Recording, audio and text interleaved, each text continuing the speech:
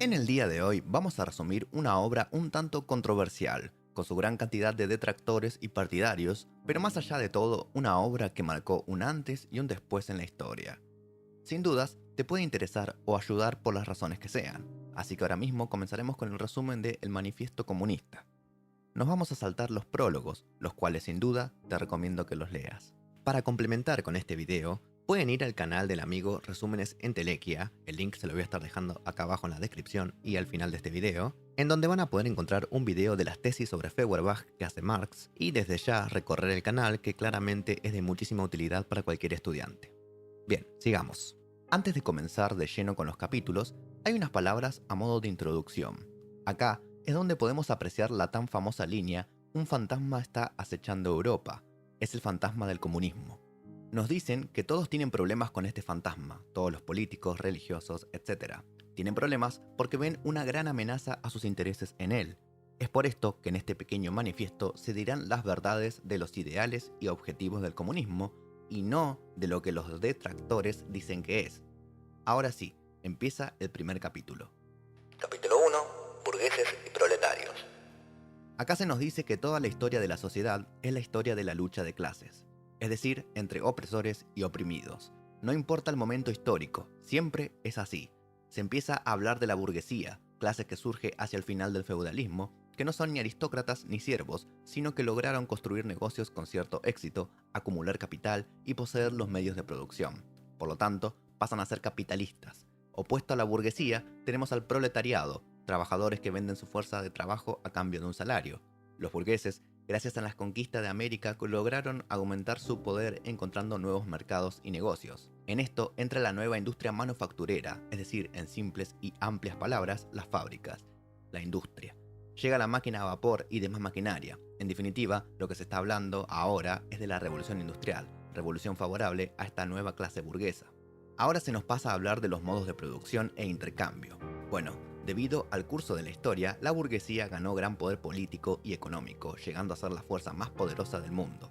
Ahora el mercado es competitivo y todo se trata básicamente de dinero, por lo que se requiere constante innovación y revolución en la producción. Adiós al modo de producir familiar o artesanal, ahora se necesita vender en masa para conseguir ganancias. Es un mercado en constante expansión. Pero, ¿a costa de quién? De explotar al proletariado. Gracias al surgimiento de estas fábricas, las poblaciones se empezaron a concentrar en las ciudades, ya no más dispersos por el campo, y los países subdesarrollados dependen bastante de los desarrollados. Además, hay todo un aparato que se encarga de legitimar esto a través de leyes e impuestos. Los medios de producción son lo fundamental para la burguesía. Esto es lo que se debe tomar el proletariado para derrocar a la burguesía, los medios de producción. Pero la situación de los proletarios es difícil también. El trabajo que hacen beneficia solo a la burguesía y apenas les deja para mantenerse en pie, por eso se dice que son explotados. Son simplemente una mercancía. También se nos dice que las personas de clase media baja, como los comerciantes, también deben de ser considerados proletarios, ya que no pueden competir contra los grandes capitalistas. El proletariado debe superar sus diferencias, de las cuales el burgués se aprovecha, y organizarse a través de sindicatos para aumentar su poder. El burgués trata de aprovecharse y generar conflicto entre proletarios a través de la competencia por el empleo y demás cuestiones. Una vez que el proletariado siga organizándose, puede crear partidos políticos y tener aún más poder. También tenemos en un pequeño apartado una mención al lumpenproletariado, que vendrían a ser los ladrones, vagabundos, mendigos, etc., que no tienen relevancia en esta lucha de clases. El proletariado va a seguir creciendo siempre que la burguesía gane, siempre que haya trabajo asalariado y que genere competencia. Pero llegará un punto en que esto mismo es lo que le generará la conciencia de clase a la gente para ver dónde está parado cada uno. Capítulo 2. Proletarios y comunistas. Acá se nos habla de la Liga Comunista, la que encargó escribir el manifiesto a Marx y Engels. Los comunistas tienen los mismos intereses que el proletariado, sin importar el país, raza o lo que fuese, solo el apoyo a la clase obrera. Su meta es formar al proletariado y organizarlos para derrocar a la burguesía y tener el poder político. La principal queja de los burgueses a los comunistas es que quieren abolir la propiedad, pero Marx da una respuesta histórica y nos dice que esto siempre sucedió. Cuando se pasó del feudalismo al capitalismo, se abolió la propiedad feudal por la propiedad burguesa. Lo diferente que hay en el comunismo es que se quiere abolir la propiedad privada, la propiedad burguesa. Lo que se busca es acabar con la explotación del hombre por el hombre. No está mal tener algo propio, siempre y cuando no se haya explotado a nadie para obtener eso propio. El trabajo asalariado lo único que hace es darle beneficio, capital, a la burguesía, no al trabajador. Por ejemplo, para construir una silla necesitamos de 2 horas. Esto va a constituir el tiempo social medio para construir una silla. En esas 2 horas se cubren nuestras necesidades básicas de reproducción, comida, vivienda, ocio, etc. Es decir, recibimos un salario por ese tiempo social medio que tardamos en hacer una silla.